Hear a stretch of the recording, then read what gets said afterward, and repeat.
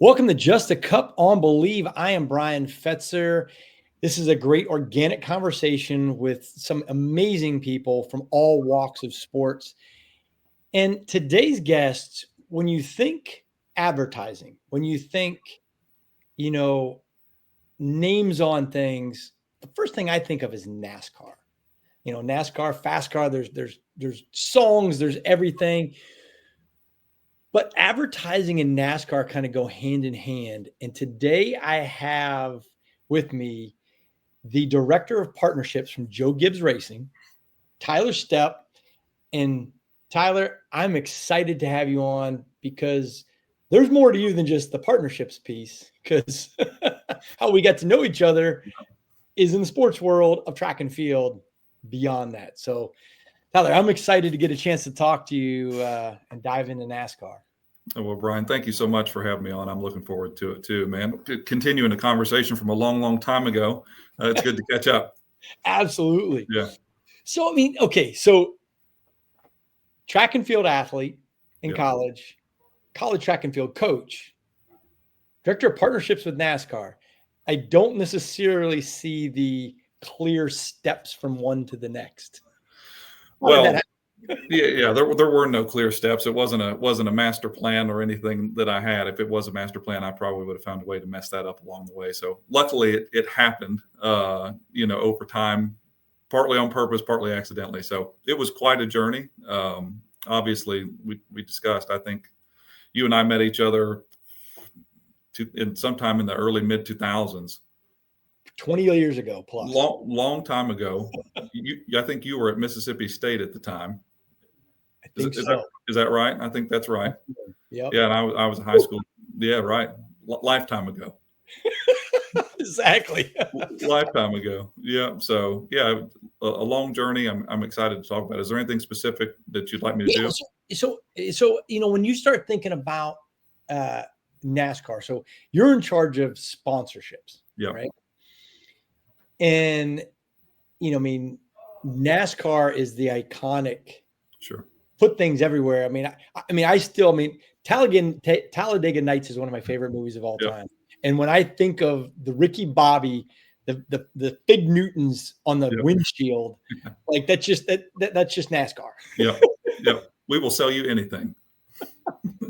Well, when you say we sell anything, with NASCAR, when you're trying to get sponsorships, how does that even go about? Are people beating you guys door down, or is it?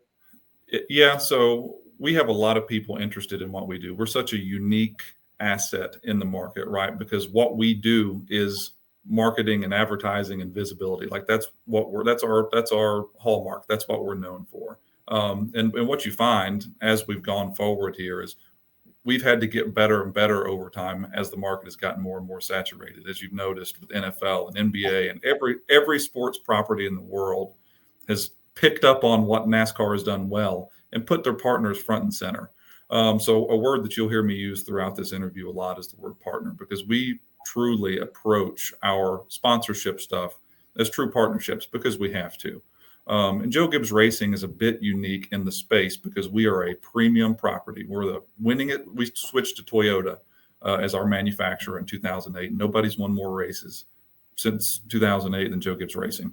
I think it's 217 races we've won since 2008. It's a boatload of races. And to do that, you have to have a great team and great partners. We have about 450 employees at Joe Gibbs Racing, and each of them have a job that makes this thing go. The thing that makes us truly unique in our space is that they're really a kind of a big three in terms of teams in NASCAR. Joe Gibbs Racing, Hendrick Motorsports, and Team Penske. So Roger Penske and Rick Hendrick are two giants in this space also. They have very successful businesses that back their race team. So the race team is just a piece of what they do. There's a lot of funding behind that is run through a company. Joe Gibbs Racing, the team is the business. So we are professionals in this space making this thing work. So for our partners, we have to be excellent, not only from the branding and visibility on the cars, but from social digital. We have an 8-person dedicated social digital team here. We can do all that in-house, from concept to production, putting that stuff out there and really telling stories for our partners. We can be excellent. We have a business to business wing called the Joe Gibbs Racing Partner Network, where we have all this list of Joe Gibbs partners who are with us. And we have a dedicated business-to-business liaison who works here, who his whole job is connecting our partners together to do better business. Wow. Which is really unique. Yeah.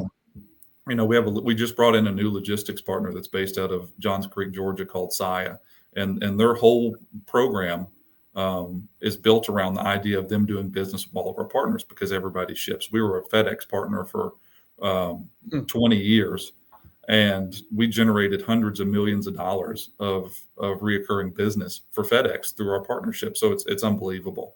And then obviously the experiential side of coming to a NASCAR race. I don't know if you've ever been to a NASCAR race or a car race. I've never been. It's the one event that I've never been to. And it's funny. I live down in South Florida, and we just had Homestead this past weekend. I was there. And I was up in Tampa doing a broadcast for ESPN. So I was like, oh, it's that one sporting event that I've never been to before that fascinates me. And well, let's get you to a race, because it is something. Oh, I'm all in for that. 100% all in for that. Yeah. Would love to have you there. So you mentioned with Joe Gibbs Racing, you mentioned the word team. And when I think of Joe Gibbs, I mean, my first thought is Washington Redskins, football coach, Super Bowls, unbelievable. Sure. And then he transitions into Joe Gibbs Racing. What is it like from a culture standpoint to be a coach and kind of work for a coach? Yeah.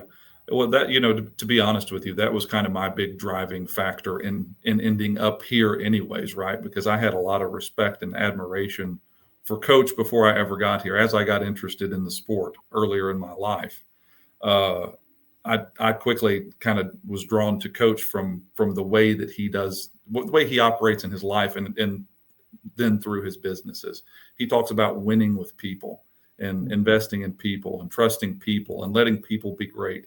And you hear that, and that's easy to say on TV or in an interview. But I can tell you from being here, he walks that walk every day. He makes people better by investing in them. And when you have a guy like Coach Gibbs investing in you and leaning into you to do a job, it will help you be the best version of yourself fairly quickly. That's awesome. It is. I mean, how much different or how much similar, either or, does he run, or do you feel that Joe Gibbs Racing is run like a team?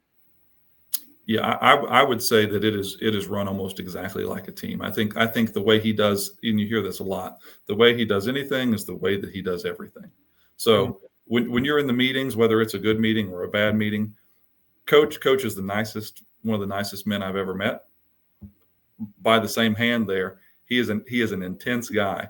He can tell you what he wants, and he can tell you how he wants you to get there. And it's really cool, because for me, being a sports guy and a guy who admires him, I feel like I'm in the locker room with him, right? I'm just a guy who does partnerships, but I feel like I could throw on a football helmet and go when Coach Gibbs is talking to me like that. So it's incredible to kind of be in that space with him, because that's how he operates.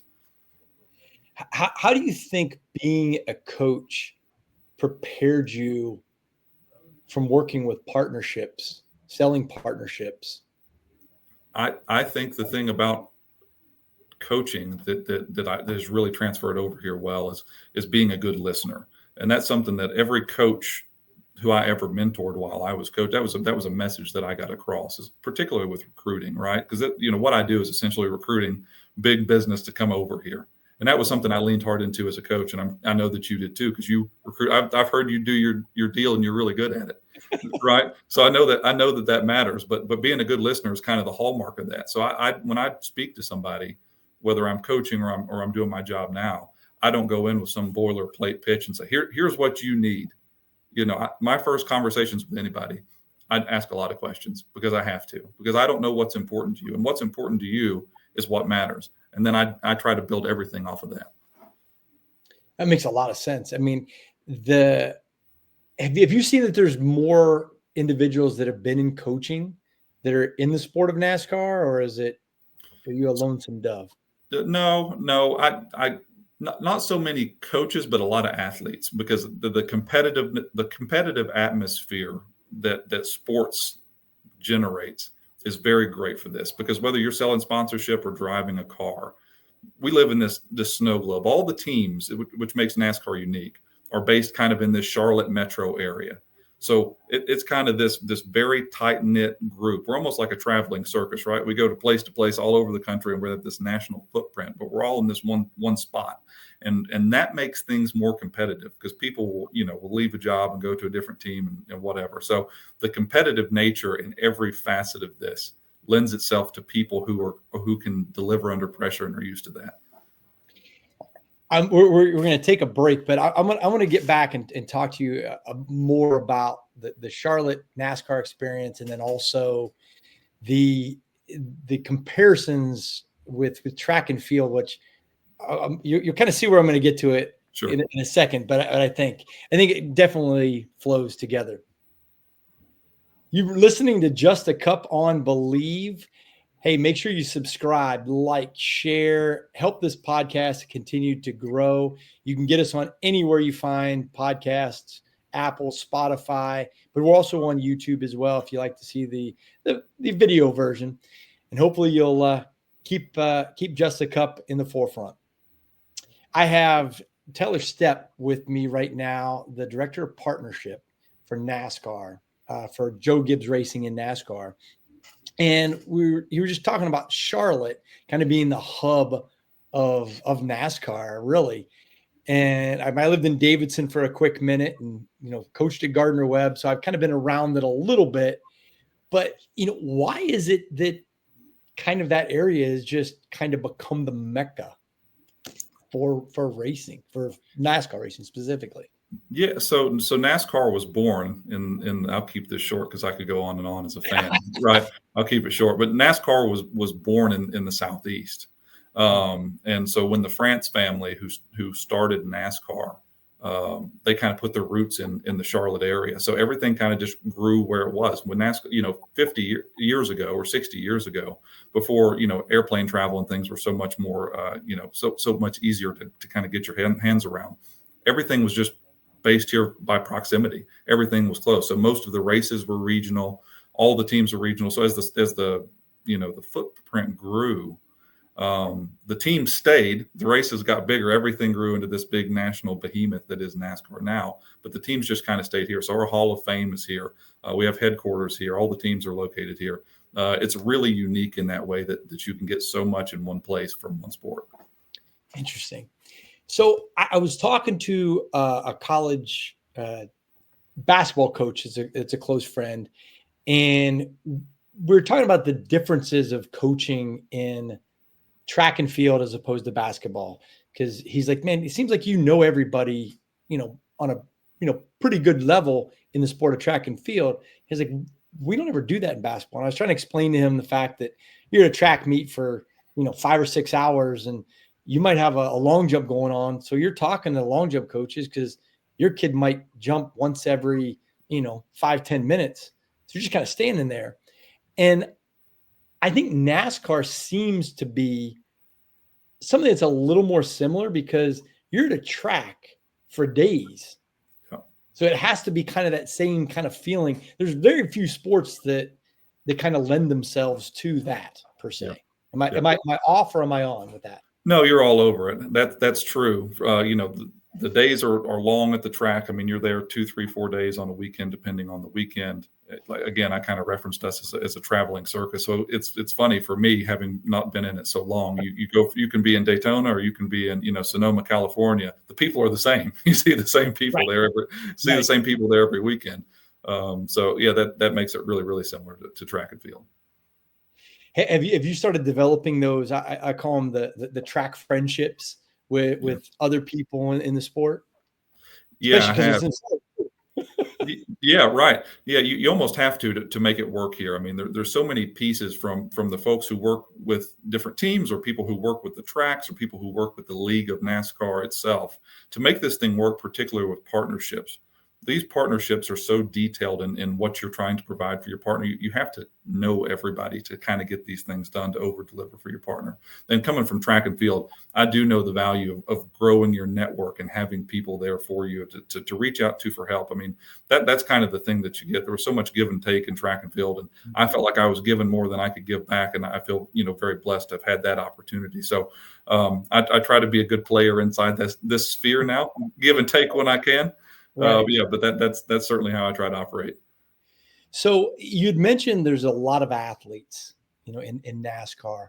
What are some of the areas? I mean, because it's huge. I mean, Yeah. the number of people you said work for Joe Gibbs Racing flat out blew my mind, because that's like an athletic department, Right. per se, from like a college Yeah. standpoint. What are some of the different areas that you kind of see athletes being brought into in NASCAR that aren't drivers? Yeah, so a lot. So you get people on so I work in like the front office part of the building, obviously doing the partnership stuff. But there's so many things that go on here, and I'll give you one for example. So as a part on our campus, we have what's called the Joe Gibbs Human Performance Institute here, which is so we have sports scientists on campus, and the idea behind this is we built this incredible developmental pipeline for pit crew athletes.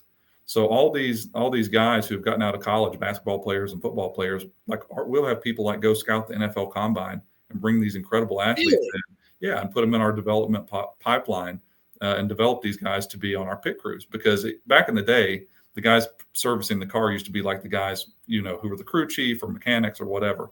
They are specialized athletes like so many other sports now. It's unbelievable. These guys.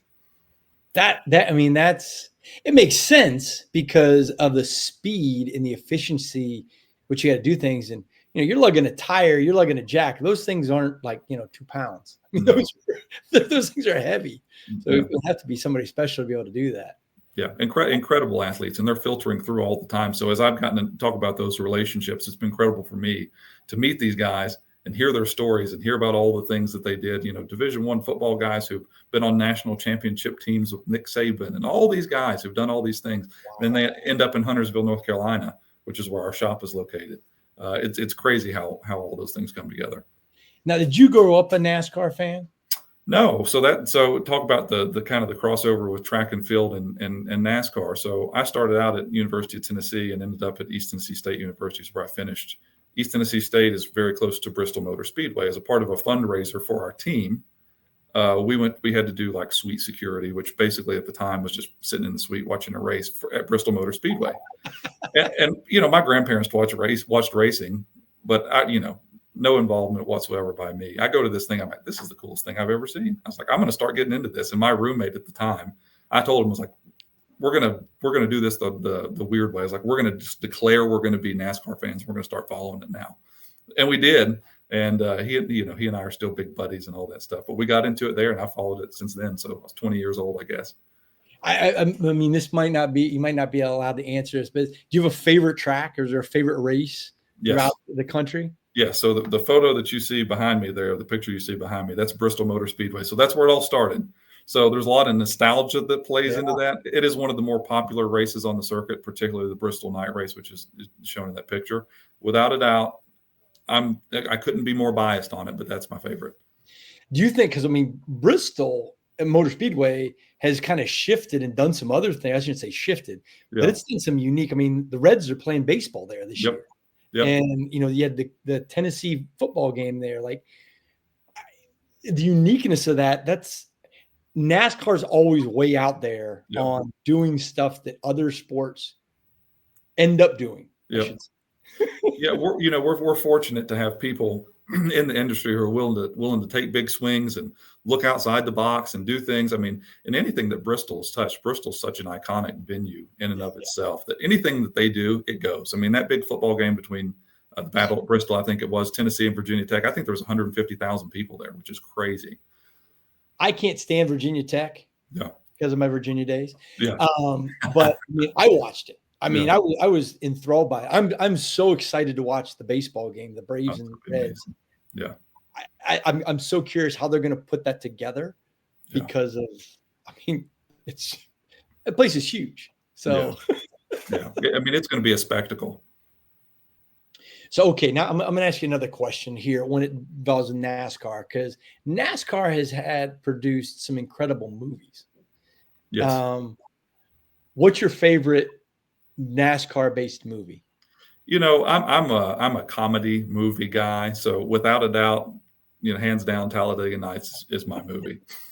you know, People in the industry, I think people outside the industry think that we're being made fun of, but everybody we're all great sports about that and love that movie. It's a great movie. That's awesome. I mean, Days of Thunder is probably my second Yeah. favorite, just Yeah. because it's I don't even know how to describe it. It's one of those, I'll call it the Sunday afternoon. Yep. It comes on. It's like, oh, I'm definitely putting this on. Yeah. Watch bits and pieces of it. Yeah. But NASCAR has there's been a ton of movies made about the sport. Yeah. And it's amazing the popularity that NASCAR has throughout the country, being that it started very regionally. Yeah. In my opinion. Yeah, I think the thing with NASCAR was the growth was organic, right? Like I think it was such a good thing that people just wanted more of it, and NASCAR did a great job of just following the demand. People on the West Coast were racing; they weren't NASCAR racing because it was regional, but they're saying, "Hey, we like to race too. We'd like to be represented and involved." And NASCAR did a great job expanding to get this national footprint. And when I'm talking to potential partners, that's part of my message is that we offer a fully nationwide platform 38 weeks a year where we can activate everywhere. And that does make us unique. And that's credit to NASCAR over the years, really making sure that they expanded, because it would be very easy to stay in the hotbed where everybody loves it and this is where it was born. And truthfully, it'd be much more cost effective if we didn't have to travel across the country, but doing the right thing. I can imagine that. When you start looking at NASCAR from a publicity standpoint, I mean, what is the one thing that kind of jumps out, or the selling point for NASCAR for a partner? I think the thing that works so well for us, I touched on our social digital prowess there. I think number one, it's a very long season, so we're going for 9 months, so you can get full nationwide coverage for 9 months with a marketing behemoth. That this is what we do, right? So you're on TV every weekend. We have this huge social presence of over 3 million followers. And so the thing that we do well is we take the visibility from the race car on TV, and we use the social digital to really tell a story and drive people to our partners.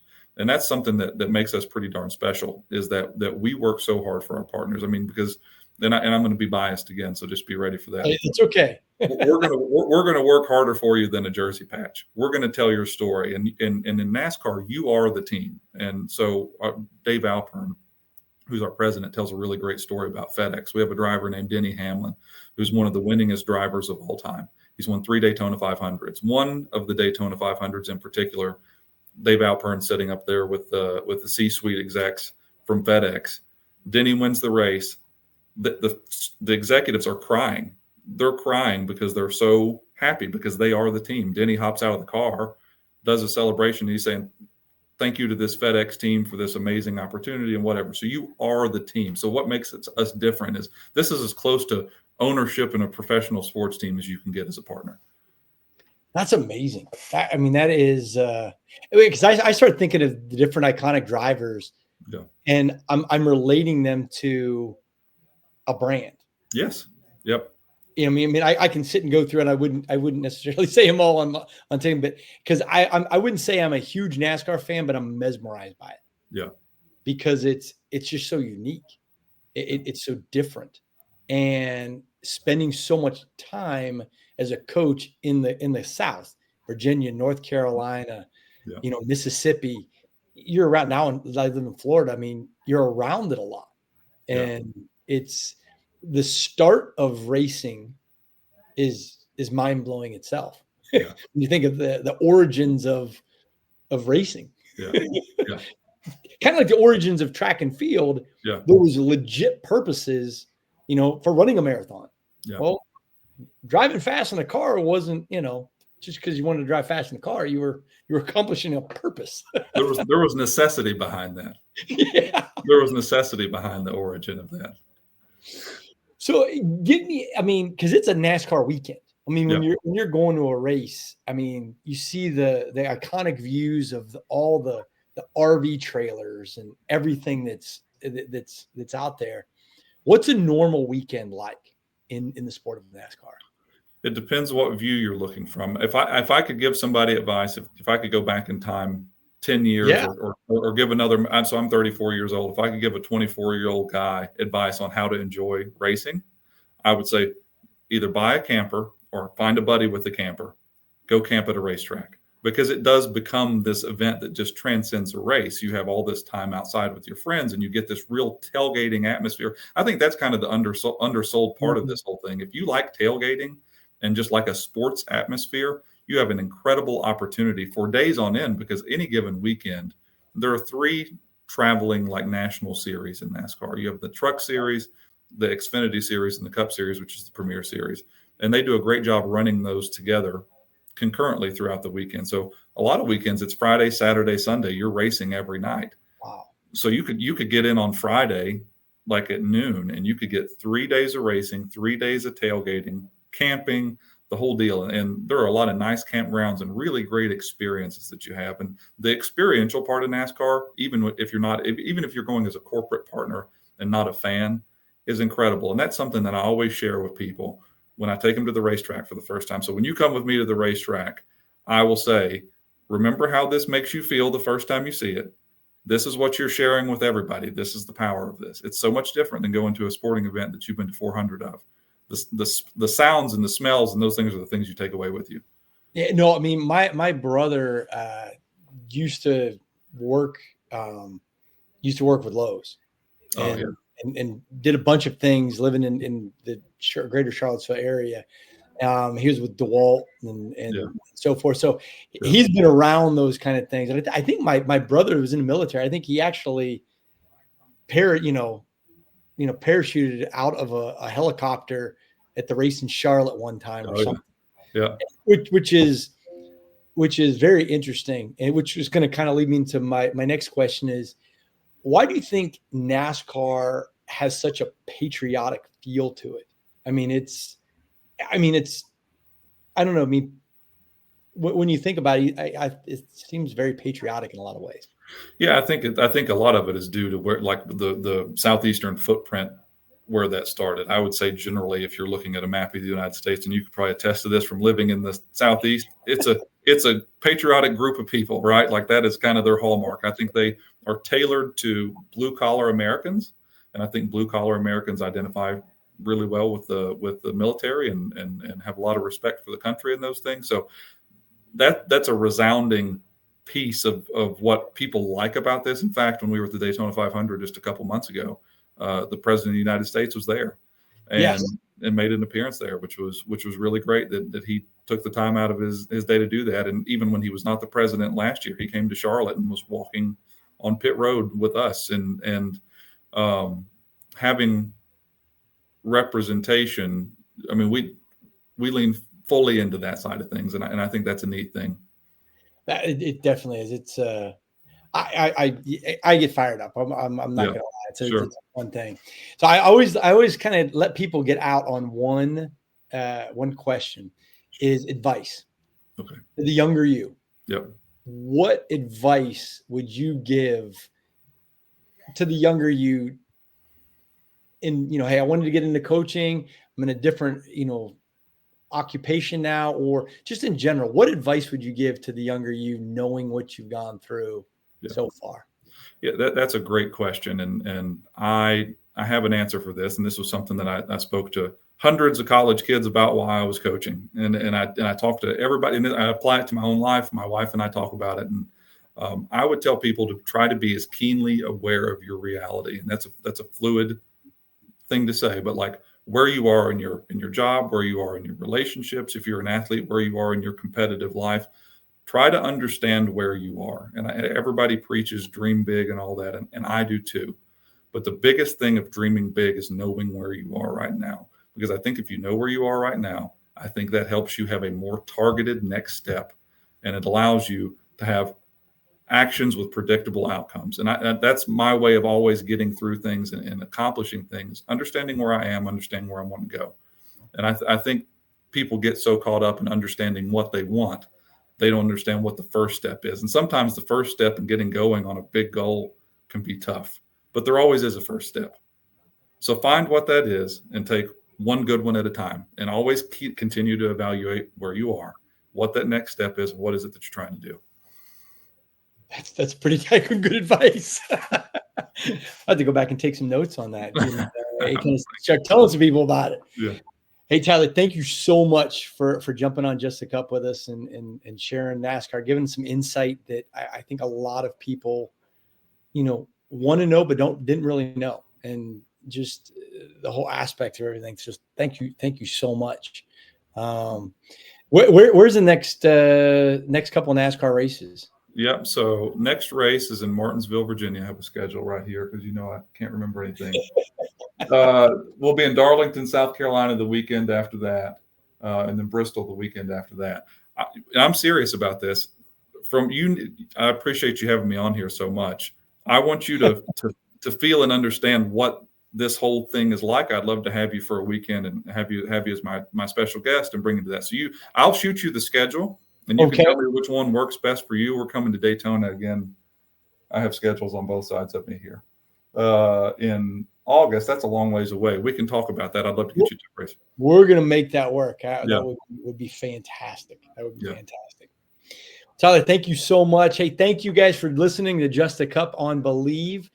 And please like, share, and, let people know, especially, those friends that you have that are in the NASCAR and in racing. And hey, have a great one, and tune in again. God bless. Thank you.